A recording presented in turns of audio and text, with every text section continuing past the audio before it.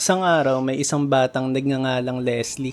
Si Leslie ay lumaki sa pamilyang Vance, isang marangal na pamilya kung saan ang tatay niya ay isang loyal na guard ng pamilyang to. Bata pa lang ay nakitaan na ng potensyal si Leslie sa paggamit ng mga rifle. Siyempre, ang pamilya kasi nila ay kilala na magagaling sa mga ganitong armas. Isang araw, biglang umatake ang kampo ng kalaban ng pamilya ng Vance, kung saan nagresulta ng pagkamatay ng tatay ni Leslie habang pinoprotektahan ng pamilya. Bale nasaksihan nga ni Leslie ang pagkamatay ng tatay niya kaya kinuha niya yung itim na rifle ng tatay niya at tinuloy ang pakikipaglaban. Pinatumba ni Leslie isa-isa ang lahat ng kalaban habang lumuluha, kung saan hinangaan siya ng lahat.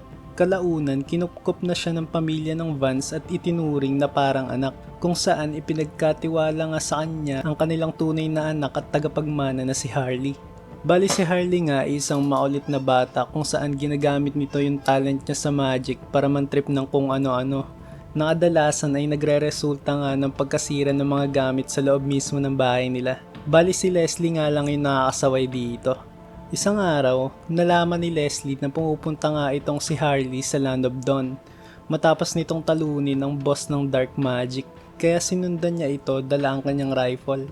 Maraming araw ang ginugol ni Leslie at maraming pagsubok ang kanyang dinaanan bago niya natagpuan si Harley.